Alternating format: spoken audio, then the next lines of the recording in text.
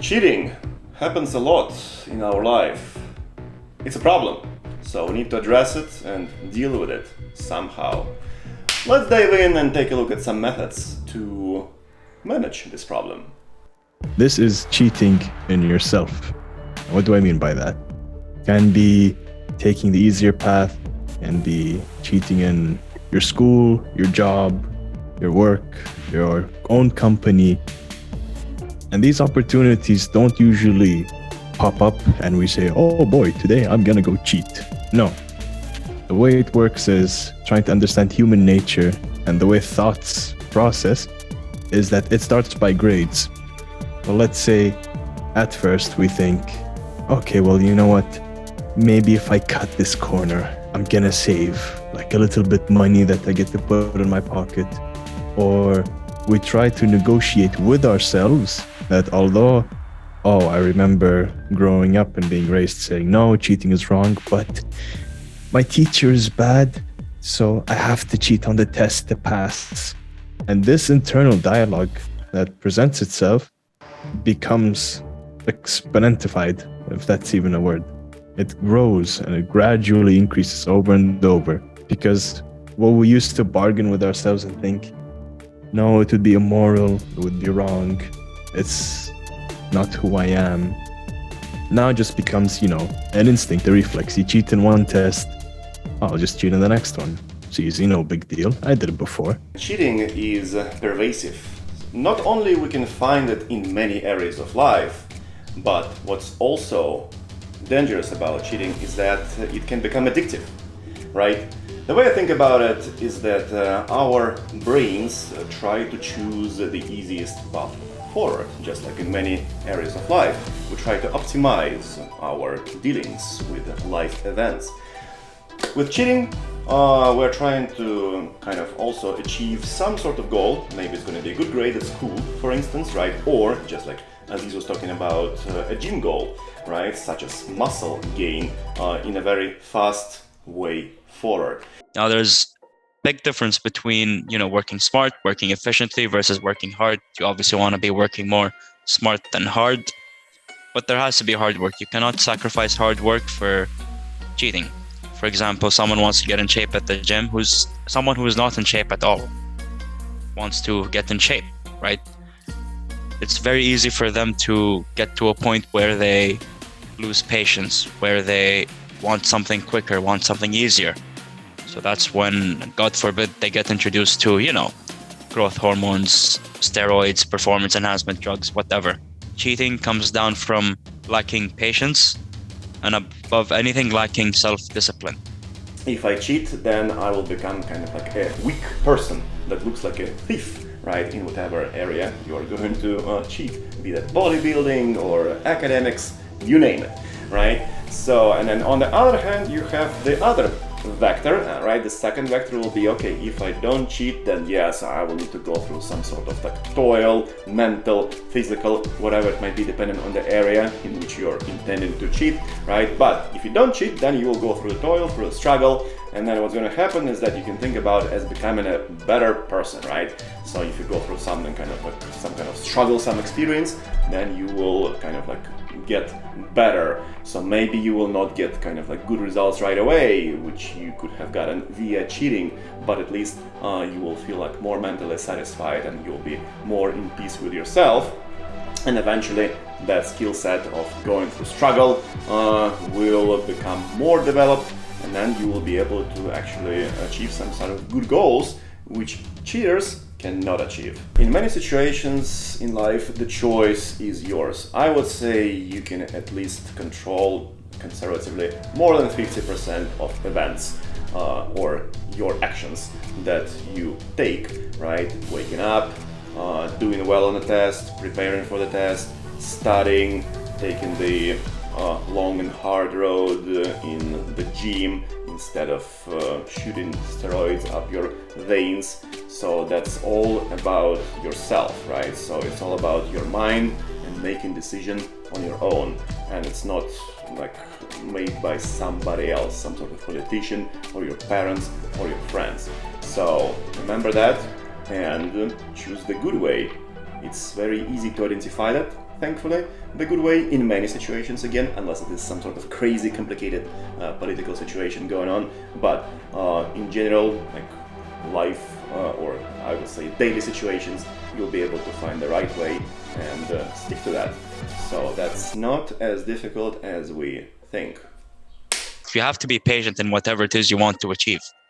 And the best example I can think of is really someone who wants to go to the gym and get in shape. Someone who's out of shape is really going to lack the patience to get in shape. That's why you have very few people in the world, not very few, but a very low percentage of people are actually fit and in shape compared to, the average person or the overweight person or the obese person. Especially for the gym example, we're sitting discussing programming, how to effectively structure a program based on what your goal is, what your objective is. And then I remember I was given a program that they were using, and apparently it's from a IFBB second place tournament winner. So I'm reading the program, I'm thinking to myself, this is the most ridiculously structured program I have ever seen in my life. Even the random programs that I would want to make up in just seconds are not as just like random dice roll, here you go, random BS. That I'm like, can you explain to me why this trainer, without naming names, without pointing fingers, why this trainer put this together? And I started reading the packet. It's just like random bullet points. And I'm looking at this like, this is $300. This is like an expensive program, what they would charge. I looked in their websites to see rates and stuff. It's like, it was absurd. But the thing is, that trainer knows they're taking advantage of people, knows that by saying, oh, hey, I'm in great shape, I compete in IFBB, so I'm obviously on some type of gear, but random, average Joe Schmoes that just joined the gym have no clue about that. They have no idea I'm on this stuff. So why don't I just drain every bit of money that I can from them?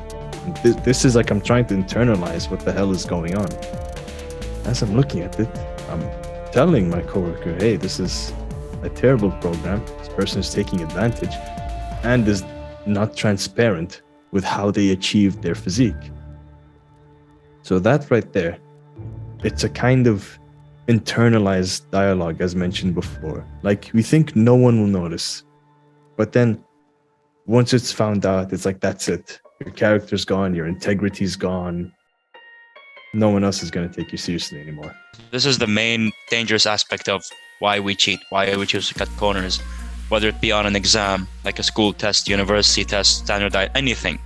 Whether it be in the gym, whether it be in a game of Monopoly, whether anything. We have this dangerous mindset, and I say we as human beings in general, we have this dangerous way of thinking. We think that, we cheat, we're going to get the result we want in a faster way, yet no one's going to notice that we took the shortcut, that we cheated. And I think it's very dangerous to have that mindset of nobody's going to notice. Why? Because at the end of the day, somebody's going to notice, and it's you. They're all going to notice. You start to apply this mindset to many things, which kill your, number one, it kills that feeling of delayed gratification where you have to work hard for what you want, which is something we all have to get used to. And it gets us used to, feeling good quicker, instant pleasure, instant gratification.